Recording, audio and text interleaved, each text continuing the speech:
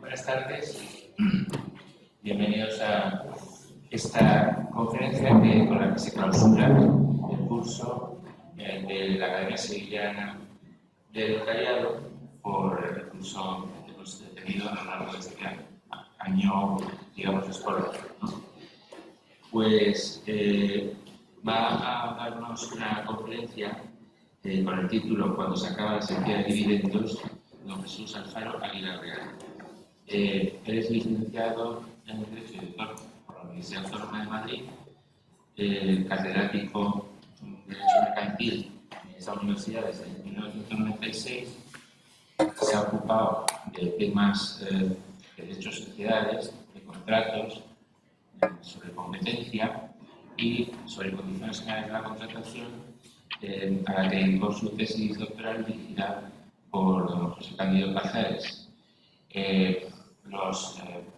Tiene muchos seguidores en Twitter, porque tiene Twitter, y en su blog Almacén de Derecho es desde luego una fuente indispensable para estar al día en todo el tipo de cuestiones de derecho mercantil, que publica él, publica a otros compañeros, a otras personas.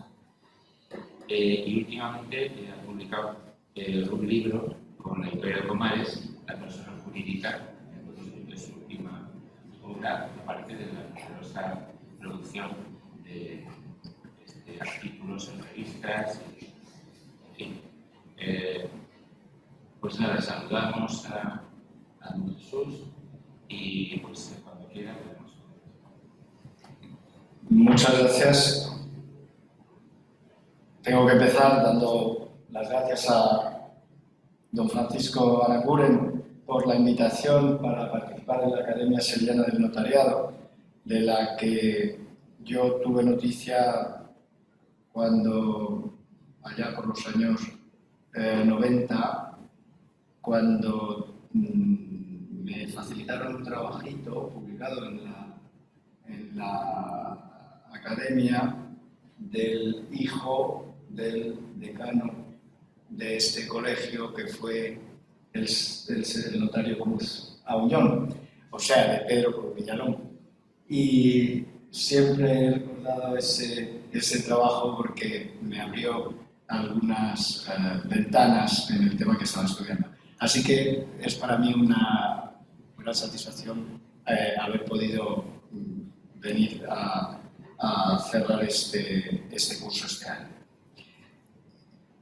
Se denomina sequía de dividendos a la estrategia expropiatoria utilizada por el socio mayoritario de una sociedad cerrada, consistente en atesorar sistemáticamente los beneficios, dejando al minoritario sin ver realizado en términos prácticos su derecho a participar en las ganancias. En el caso típico, aunque la compañía vaya muy bien, no se reparten beneficios durante periodos muy prolongados de tiempo, las reservas son desproporcionadamente elevadas para las necesidades de inversión de la compañía y los socios mayoritarios, pero no el minoritario, perciben retribuciones elevadas de la sociedad, bien por su condición de administradores o bien a través de la realización de operaciones vinculadas con la sociedad.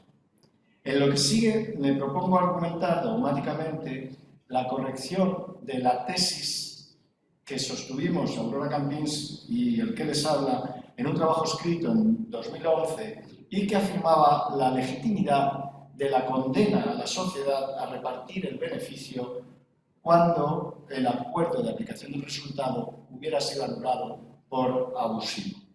Esto es lo que ha acogido en 2023 la sentencia del Tribunal Supremo de 11 de enero, que en lo que nos consta, por primera vez ha condenado a la sociedad cuyo acuerdo de aplicación del resultado se anuló a repartir los beneficios. Naturalmente, esto equivale a condenar a la sociedad al cumplimiento específico, in natura, de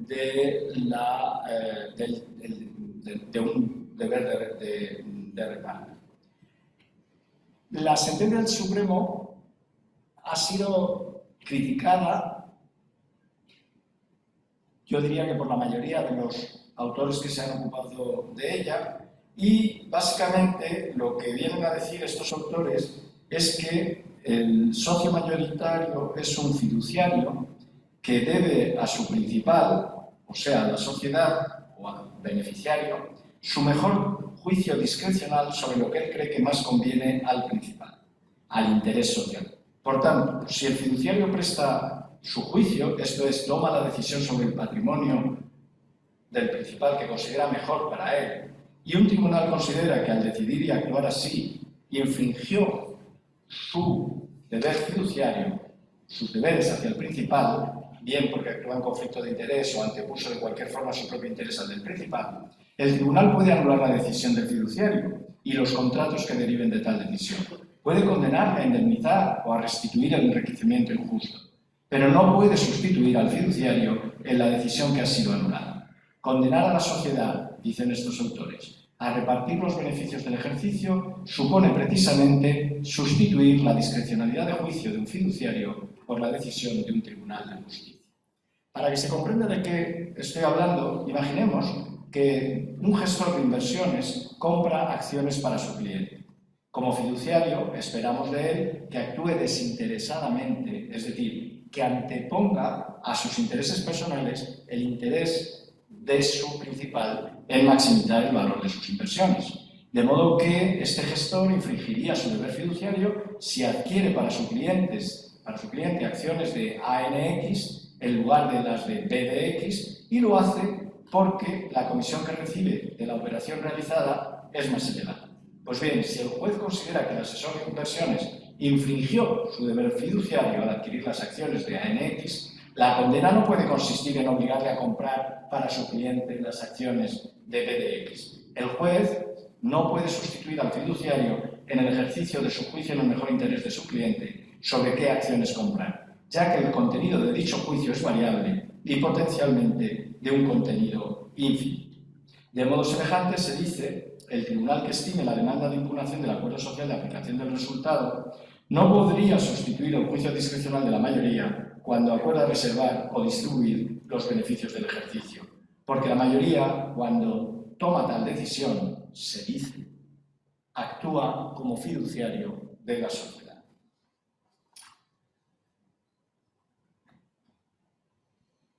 Se dice también que la decisión, que el juez no puede sustituir a la voluntad de la Junta, que esta es discrecional y que el contenido del acuerdo de aplicación del resultado, que no sería abusivo y por tanto no sería anulado por un tribunal, es muy variable. Es decir, que la Junta podría acordar en sustitución del acuerdo anulado que se reparte el 50, el 51, el 66, el 77% de los beneficios, o que se reparta el 150% de los beneficios en parte con cargo a reserva.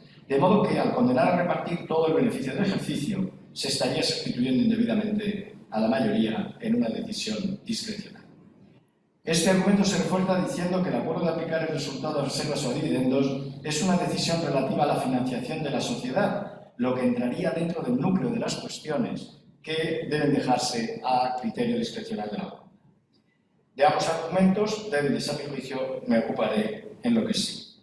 Pero el argumento más atractivo dogmáticamente que formulan los que niegan la posibilidad de condenar a la sociedad a repartir los beneficios consiste, como digo, en que al anular el acuerdo de aplicación del resultado se reprocha a la mayoría haber infringido sus deberes fiduciarios. Y los deberes fiduciarios, como he venido explicando, por su propia naturaleza, son incoercibles. Es decir, no puede condenarse a un fiduciario a ejercer sus poderes o facultades en un sentido determinado. El juez ha de limitarse a anular.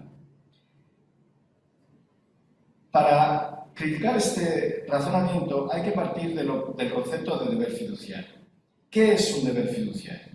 A mi juicio, siguiendo a Lionel Smith, que es el que yo creo que mejor ha examinado estas cuestiones, solo pueden calificarse como deberes fiduciarios aquellos en los que el fiduciario ha de ejercer su juicio discrecional en la forma en la que el propio fiduciario perciba que es el mejor interés del beneficiario.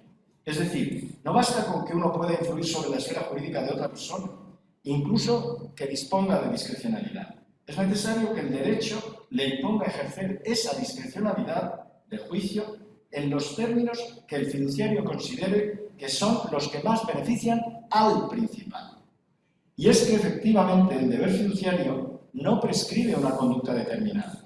De manera que cuando el juez revisa si el administrador o el gestor de inversiones ha infringido su deber fiduciario, no examina el resultado de la decisión del fiduciario.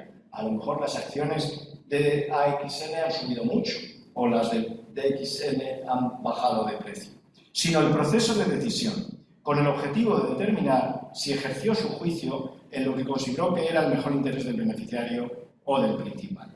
Así lo establece en nuestro derecho el artículo 226.1 de la Ley de Sociedades de Capital para los administradores sociales. De manera que no podemos considerar que pesa sobre alguien un deber fiduciario cuando la ley o el contrato le permiten tener en cuenta su propio interés cuando ejerce su juicio discrecional. Porque la única forma de estar seguros de que un fiduciario ha actuado correctamente es que hayamos comprobado que tuvo en cuenta al decidir exclusivamente lo que consideraba de buena fe que era el interés del beneficiario. De modo que si tiene en cuenta además, o en vez de su propio interés, o bien no es un fiduciario, o bien ha infringido su deber. De los deberes fiduciarios podemos distinguir las exigencias de la buena fe a las que se refiere, por ejemplo, el artículo 1258 del Código Civil. Para exponer las diferencias entre ambos patrones de conducta, lo mejor es imaginar un tipo de casos en los que una de las partes de un contrato tiene atribuida la facultad de especificar o determinar elementos de su propia prestación o de la prestación de la contraparte y ha de hacer tal especificación de acuerdo con las exigencias de la buena fe.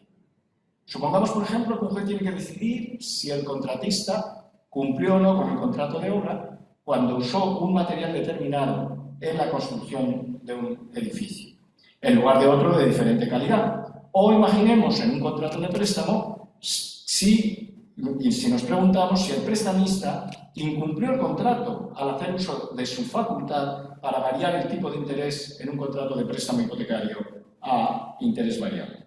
Normalmente, el contratista o el prestamista profesional es el que está mejor situado para hacer uso de estas facultades, de manera que asignarle la tarea de especificar el elemento del contrato aumenta la ganancia común del intercambio.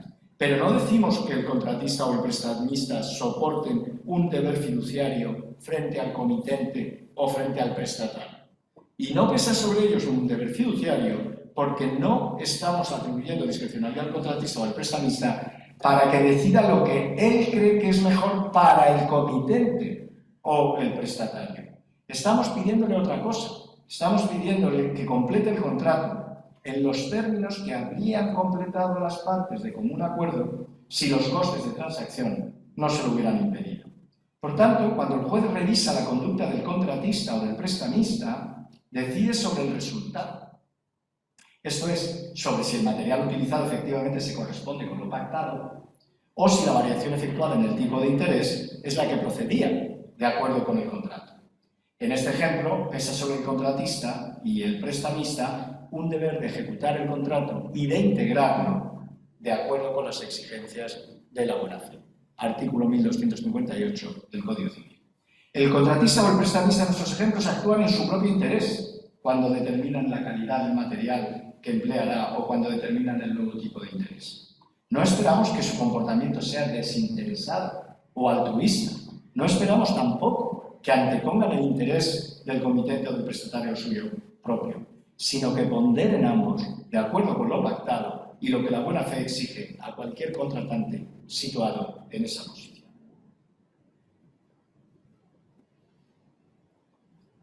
Quizá el caso de los contratos de adhesión y las normas sobre cláusulas predispuestas abusivas pueda iluminar lo que acabo de exponer.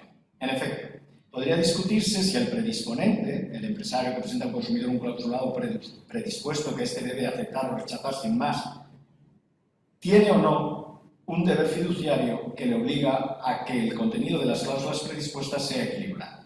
Y la respuesta, esperamos que ahora se vea claramente, es negativa. El empresario predisponente no actúa en interés del consumidor cuando redacta el clausulado. El consumidor no delega en el predisponente autoridad para que éste dé al contrato el contenido que discrecionalmente considere óptimo para el consumidor, el predisponente. Lo que explica el régimen jurídico al que están sometidos las cláusulas predispuestas es la consideración de que el predisponente ha de actuar conforme a las exigencias de la buena fe al redactar el clausulado que impondrá al consumidor, porque sabe que éste no tiene ni los incentivos ni la información para negociar y defender sus intereses, ni para leer las condiciones generales, ni mucho menos para negociarlas. Pasando ahora del derecho de contratos al derecho de sociedades, podemos preguntarnos en qué ámbito de decisiones el voto del socio mayoritario supone ejercicio de un deber fiduciario y en qué ámbitos está sujeto simplemente a las exigencias de la buena fe. El deber fiduciario que obliga al socio a anteponer el interés social, es decir, el interés común a todos los socios, opera cuando el socio mayoritario, por ser mayoritario, adopta decisiones de gestión o gobierno del patrimonio social. Su voto, entonces, ha de orientarse a maximizar el valor de dicho patrimonio, en beneficio de todos los socios.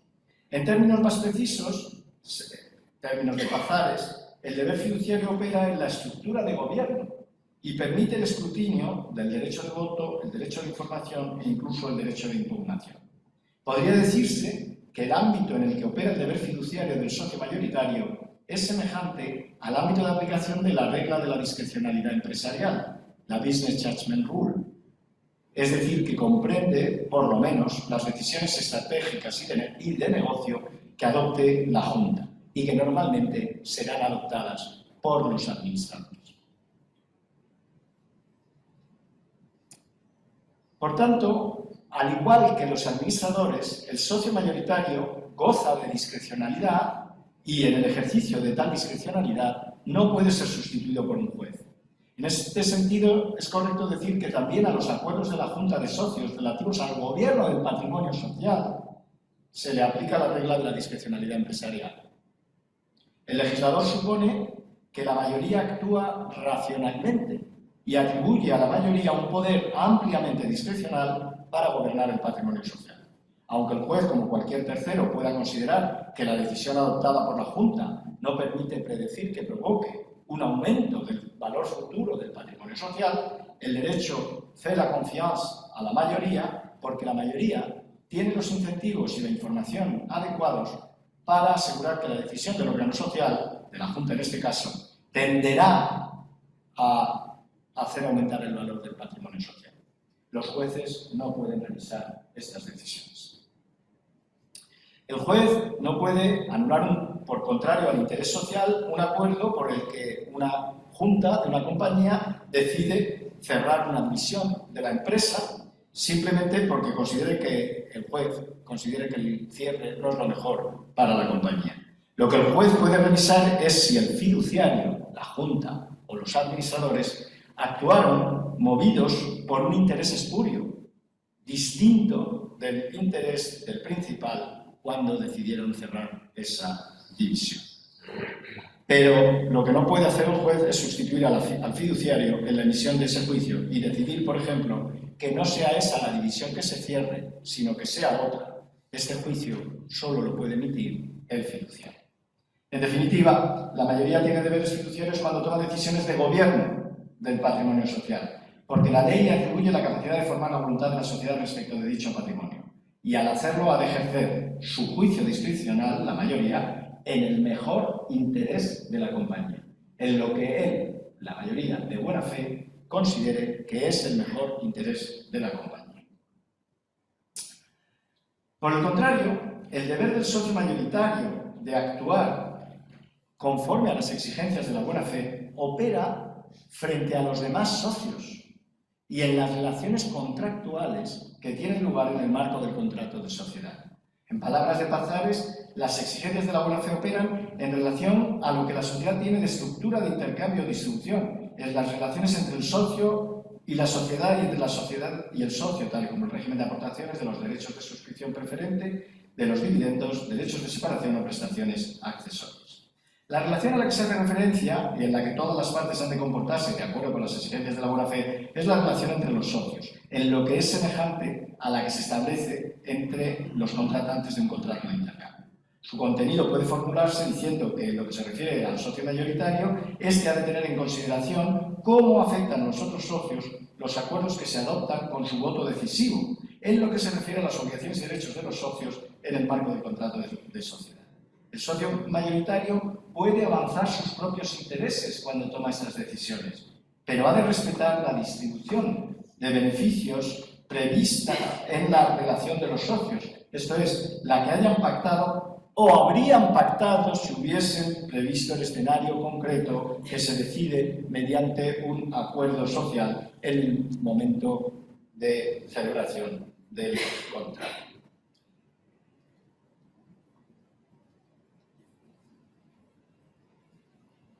Por tanto, lo que hay que decidir ahora es si el acuerdo de aplicación del resultado es un acuerdo que el mayoritario adopta en ejercicio de sus funciones o facultades fiduciarias, en cuyo caso el juez no podría imponerle el contenido de su decisión, o si el acuerdo de aplicación del resultado lo adopta el mayoritario en el marco de sus derechos como socio, como contratante, en cuyo caso el ejercicio abusivo de su derecho debería llevar a sustituir el contenido de su decisión por el contenido de una regla que responda a la voluntad hipotética de todos los socios, o al derecho supletorio si es que la anulación del acuerdo de aplicación del resultado produce una laguna en el contrato social, laguna que ha de ser cubierta. Pues bien, me parece evidente que el reparto de beneficios entra lleno en el gobierno de la relación contractual societaria, que la anulación del acuerdo crea una laguna en la relación contractual societaria y que la regulación supletoria coherente con la norma correspondiente del derecho de sociedades de personas y nuestro derecho civil general es la que ordena a la sociedad de capital repartir los beneficios del ejercicio. En cuanto al primer aspecto, el acuerdo de aplicación del resultado no versa sobre una cuestión relativa al modo en que debe gobernarse el patrimonio social para maximizar su valor. No es una decisión estratégica o de negocio. No opera prima facie, en palabras de Pazares otra vez, en la producción de valor, sino en su distribución. Y el valor producido ha de distribuirse entre los socios de acuerdo con lo que los socios hayan pactado, es decir, de acuerdo con el contrato, no de acuerdo con el mejor interés de la sociedad y, por tanto, no en ejercicio por el mayoritario de su deber fiduciario. En este sentido, es obvio que los beneficios han de repartirse entre los socios y no asignarse a tercero y que el reparto debe hacerse como hayan decidido ellos y, en su defecto, en proporción a su aportación. Por tanto, también debería ser obvio que sobre el reparto de beneficios decide el contrato social y no el interés social, y que es una cuestión contractual y no de gobierno del patrimonio social. Y a la misma conclusión sobre el carácter contractual se llega si se acepta, como creo que debe hacerse, que esta contratación prevalece claramente respecto de lo que el socio mayoritario considere en cada momento preferible hacer con los beneficios. Lo mejor para el patrimonio social puede ser, en un momento determinado, reinvertir en el negocio los beneficios del año anterior, pero pacta sunt servanda. Es obvio que el socio minoritario podrá impugnar el acuerdo social que infrinja lo pactado respecto a los beneficios en el contrato social. Sin duda, si se ha incorporado a los estatutos y, con pocas dudas, diga lo que diga el Supremo, si está en un pacto social omnilateral. Y que la alegación de la sociedad o del mayoritario de que la reinversión del beneficio es lo mejor para el interés social no debe ser escuchada. Lo que debe orientar el juicio sobre la legitimidad y la validez del acuerdo de aplicación del resultado es el cumplimiento de lo pactado y no el interés social.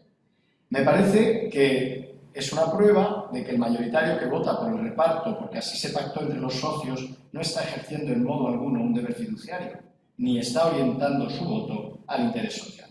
Naturalmente, como he dicho, los socios pueden contratar respecto de los beneficios lo que quieran. Pueden comprometerse a no retirar beneficios o pueden comprometerse a retirar solo determinadas cuantías, etcétera, etcétera. Pero lo que no puede hacer la mayoría es disponer de esta facultad de los socios respecto de los beneficios, por ejemplo, comprometiendo a la sociedad con terceros a no repartir beneficios en condiciones tales que, aun sin tal compromiso, harían abusiva la conducta del socio mayoritario de reservar las ganancias.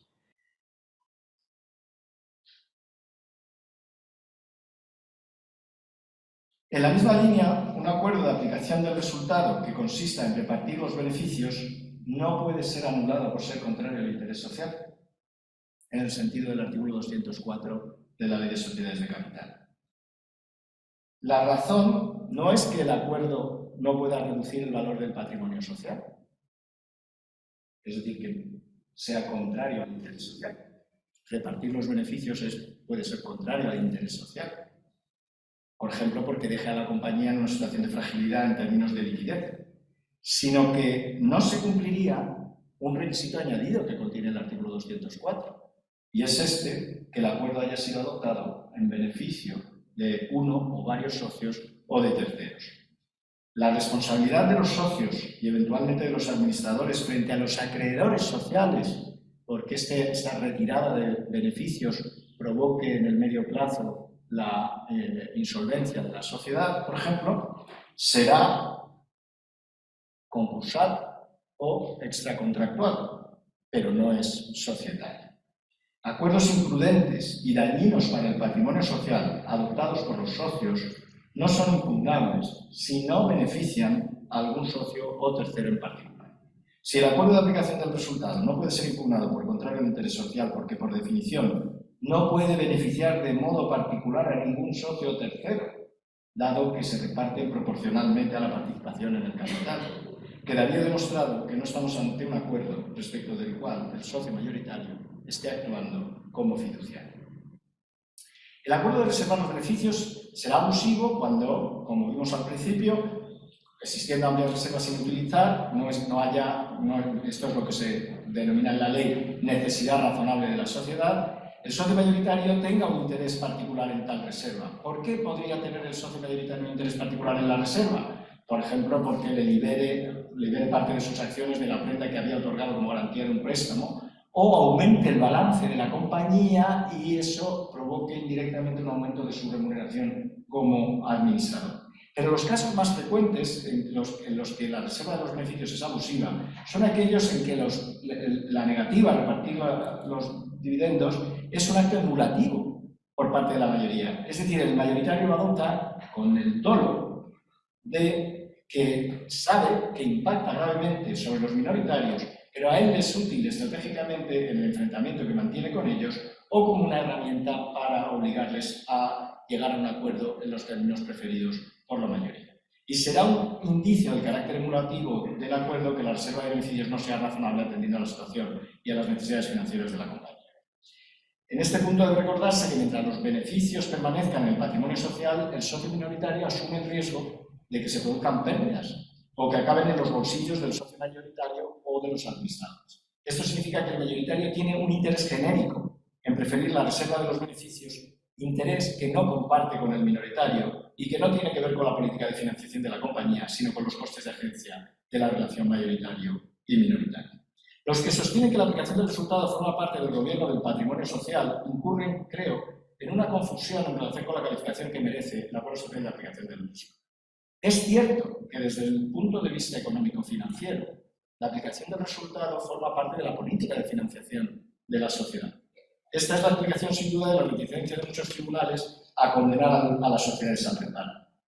Pero jurídicamente, también es obvio, el reparto de ganancias forma parte de la causa del contrato de sociedad. Es el fin último que generalmente lleva a los socios a contraer sociedad. Y por esa razón, sobre la aplicación del resultado, esto es muy importante, deciden los socios, no los administradores. Por tanto, que las compañías se beneficien con los beneficios no repartidos es irrelevante jurídicamente.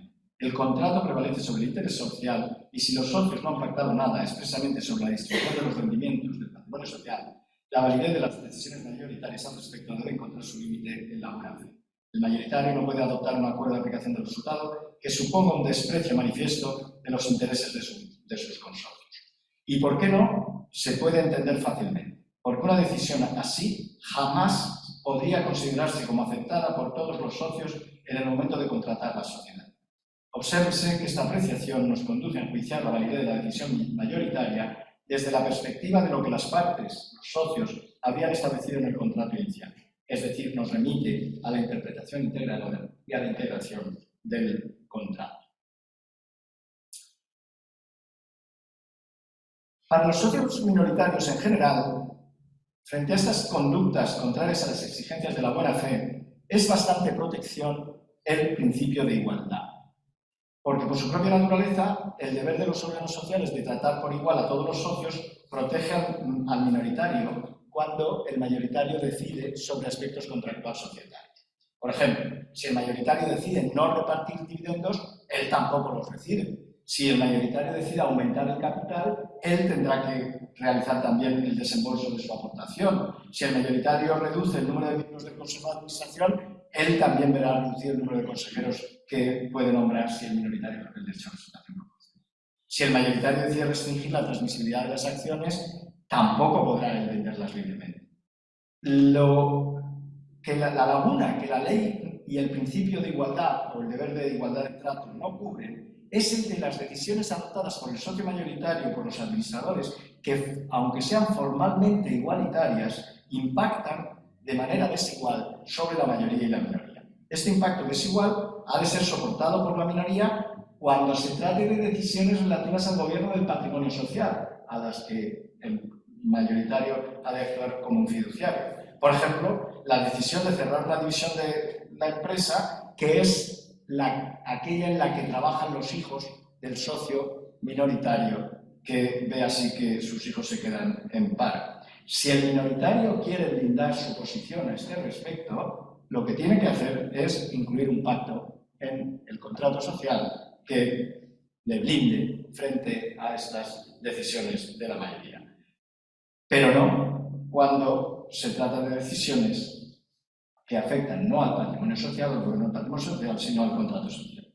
En relación con estas, el minoritario tiene la protección que le brinda el derecho de contratos, no el derecho, digamos, corporativo.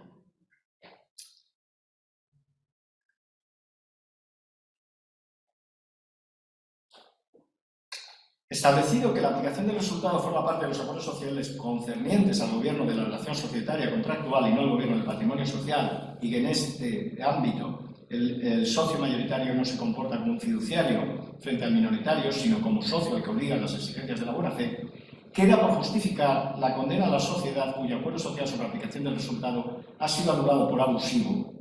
¿Y por qué yo digo que hay que condenarle a repartir todos los beneficios del ejercicio? No 50, 75, una parte. No es una cuestión fácil de resolver porque mientras que existe una regla supletoria clara en el derecho de sociedades de personas para cubrir la laguna, que se crea por la ausencia o nulidad del acuerdo de aplicación del resultado, no existe regla alguna para este supuesto en el caso de las sociedades con estructura corporativa como las sociedades de capital. Pero el mismo hecho de que exista una regla supletoria en las sociedades de personas, y como se verá en el derecho comparado, debería ser un poderoso indicio de que también respecto de las corporaciones en nuestro derecho es posible hallar y formular una regla supletoria para el caso de que los socios no adopten una decisión mayoritaria sobre la aplicación del resultado o adopten una decisión inválida. El razonamiento es el siguiente. La anulación del acuerdo de aplicación del resultado crea una laguna en el contrato de sociedad cuando se trata de una sociedad de capitales. Porque la doctrina es conforme en que las sociedades de personas, a falta de pacto en sentido distinto aceptado por todos los socios, aprobadas las cuentas del ejercicio, el socio tiene un derecho de crédito a recibir la parte proporcional de los beneficios. Pero en el caso de las sociedades de capital, el legislador ha atribuido a la mayoría la determinación de si se reparten o no los beneficios del ejercicio, es decir, si se reparten o se reservan. Y ha limitado esta discrecionalidad de la mayoría de dos maneras. Por un lado, obligándole a adoptar un acuerdo expreso cada año. Así se deriva del carácter obligatorio de la Junta Ordinaria y del contenido de esta que incluye el acuerdo sobre la aplicación del resultado. La Junta ha de resolver sobre la aplicación del resultado. Por tanto, la mayoría no puede salirse con la suya, es decir, reservar los beneficios, con el expediente de no adoptar ningún acuerdo al respecto. Sería un caso claro de aprovechamiento de la propia infracción del turpitudinem sum allegans. Por otro, mediante el control del contenido del acuerdo, según el patrón de la buena fe, ex artículo 204.1.2 de la Ley de Sociedades de Capital. De este régimen jurídico se desprende que si la mayoría no quiere adoptar el acuerdo, la respuesta de la ley es obligarle a hacerlo, legitimando a cualquier socio para provocar la celebración de la Junta y la inclusión del acuerdo sobre la aplicación del resultado en el orden del día. Esta es la regulación supletoria de la falta de acuerdo de aplicación del resultado. Si la mayoría, y este caso es más interesante, no puede adoptar el acuerdo, como ocurre en los casos en los que el capital social está repartido al 50% entre dos socios y bloques, la respuesta legal debería ser la misma. Debe procederse al reparto de los beneficios porque esa es la regla supletoria legal, como demostraré inmediatamente.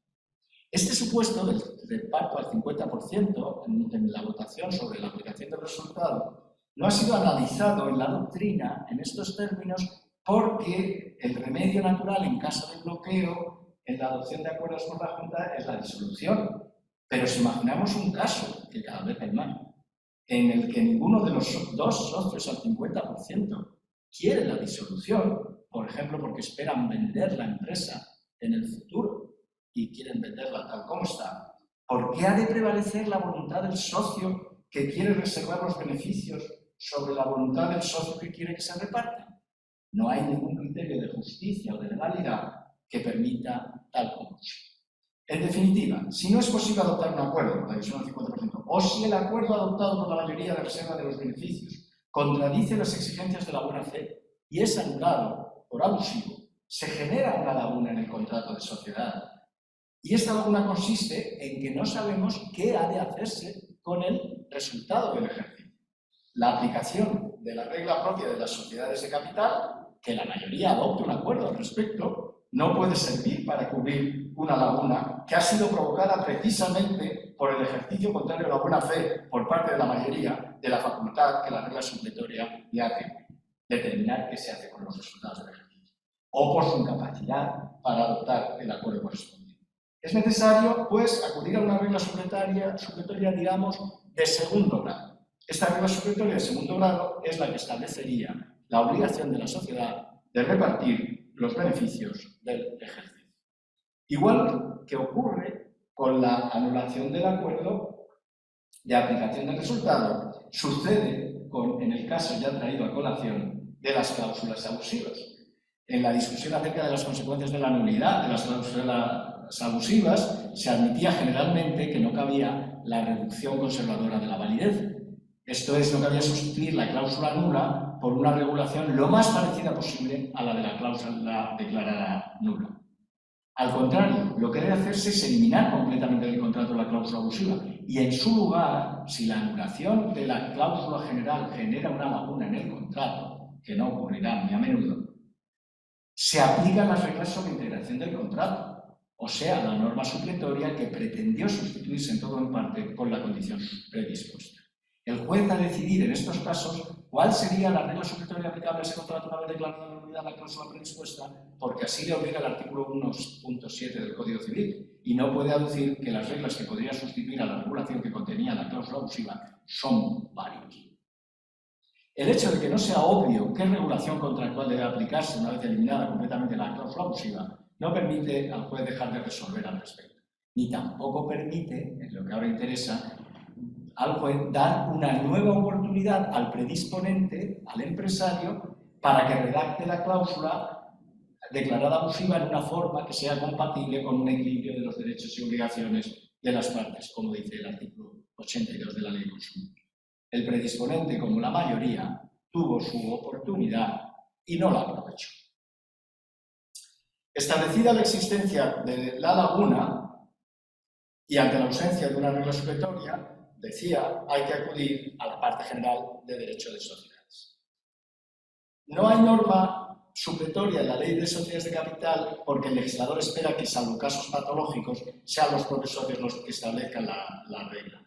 Y es que sería muy ineficiente que el legislador estableciera una regla supletoria, como hace para las sociedades de personas, porque la variedad de situaciones en las que pueden encontrarse las sociedades cuando tienen que decir qué hacer con los beneficios es enorme. De manera que una regla supletoria podría ser ineficiente en muchos casos. Pero en el caso de las sociedades de personas hemos dicho que la regla está clara y que obliga al reparto de los beneficios, no del ejercicio, sino de todos los beneficios, es decir, del beneficio absoluto. Y no hay nada en las diferencias tipológicas entre las sociedades de personas y las sociedades corporaciones que nos impida extender la aplicación de la regla de las sociedades de personas a las corporaciones.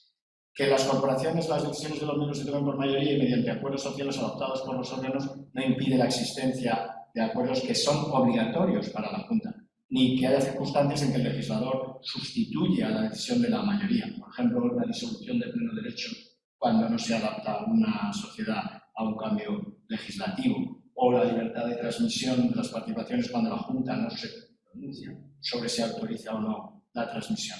Al contrario, atendiendo a la comparación con el derecho alemán, tiene sentido aplicar la regla supletoria de las sociedades de personas a las sociedades de capital, pero solo en los casos patológicos en los que el acuerdo de la Junta no haya podido adoptarse o sea nulo, según acabamos de concluir.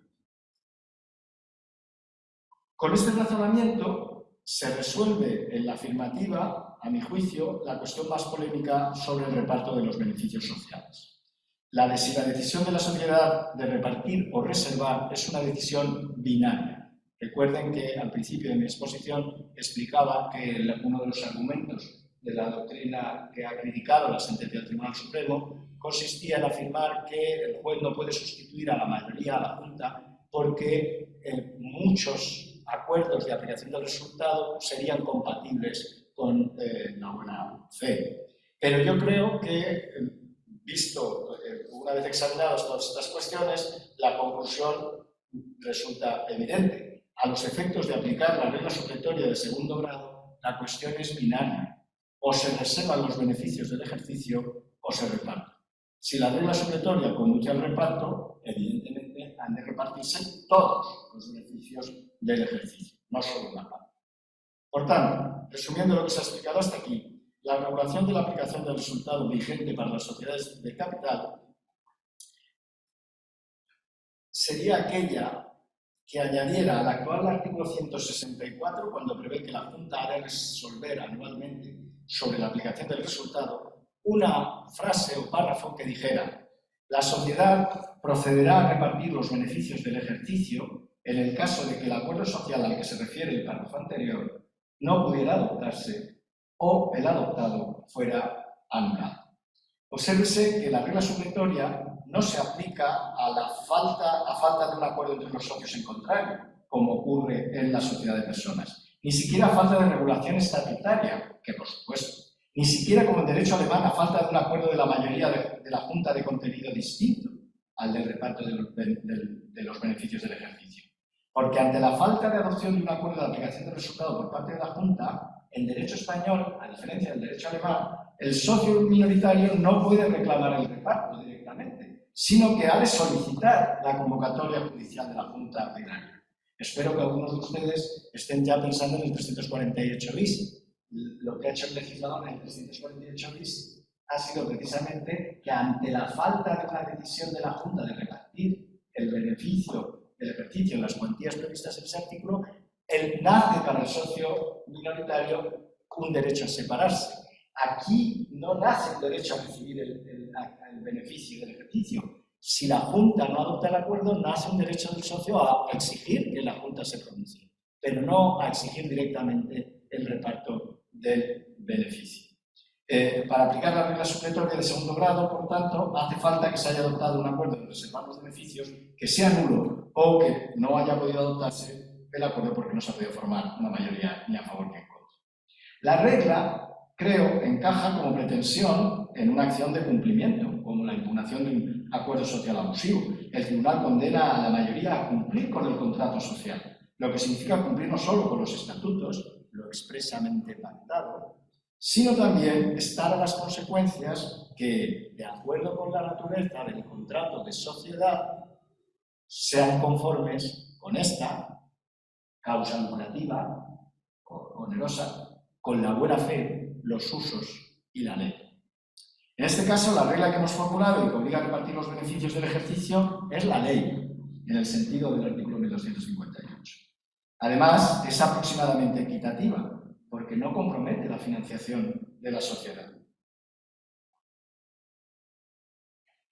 En lo que sí pueden tener razón los críticos de la sentencia del Supremo es que una regla supletoria como la que hemos formulado aquí es algo tosca.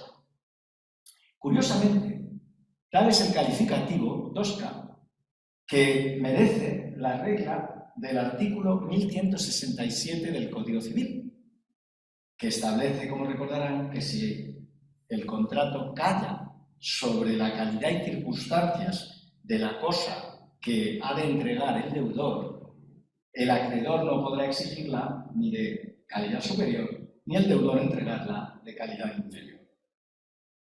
Tosca es la expresión que utiliza Caffarena en su famoso clásico trabajo sobre la materia, tomándola de Luzzat.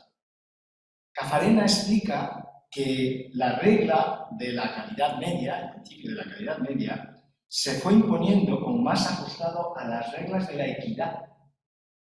Y cita de Molombe que dice, que se trata obviamente de una norma supletoria de la voluntad de las partes y fundada en la interpretación verosímil y equitativa de la común voluntad de las partes, a falta de voluntad expresa, y que es una expresión o aplicación del principio de buena fe en el cumplimiento de las obligaciones. Ahora bien, precisamente por su tosquedad, el criterio de la calidad media, sigue Caffarena, no debe aplicarse sin haber agotado las posibilidades que ofrezca la interpretación del contrato, porque en otro caso estaríamos haciendo violencia probablemente a la voluntad común de las partes. Solo en el supuesto, Caffarena, de que fuera imposible establecer con exactitud dentro del género la calidad de vida según la voluntad de las partes, interpretada de acuerdo con los distintos criterios normativos, solo entonces el artículo 1167 entraría en juego. Los criterios hermenéuticos destinados a buscar la intención de los contratantes y los destinados a encontrar sentido objetivo a las declaraciones de voluntad deben entrar en juego antes que la norma del 1167. Schwartz y Markovits ponen como ejemplo de un contrato de compraventa de algodón que presentara hasta 7 grados de calidad distintos de menos a más. En el contrato nos indica de qué calidad de entregar el algodón el vendedor y es entrega de calidad 4. El comprador rechaza la mercancía. Pues bien, parece razonable examinar todas las circunstancias que rodearon la celebración del contrato para decidir si ambas partes, cuando lo celebraron, estaban pensando en un algodón de calidad 6 o 7 antes de considerar si el vendedor ha cumplido o no el contrato de compra. Como en nuestro caso, con la regla de reparto de los beneficios del ejercicio, el criterio de la calidad media como regla supletoria es una regla tosca, la regla de repartir todos los beneficios del ejercicio. Y más tosca cuanto más amplias sean las variedades y diferencias de calidad en la prestación, en el caso del 1167, para el deudor. Pero que sea tosca la regla no significa que podamos no aplicarla. Es más, el caso del artículo 1167 del Código Civil no es el único. Hay otras normas supletorias toscas. El legislador las establece cuando, como ocurre con el reparto de los beneficios, espera que sean las partes las que establezcan la regla contractual. Expresan. Uno, porque el posible contenido de la regla contractual es tan variado que el legislador no está en condiciones de establecer una regla supletoria mínimamente eficiente.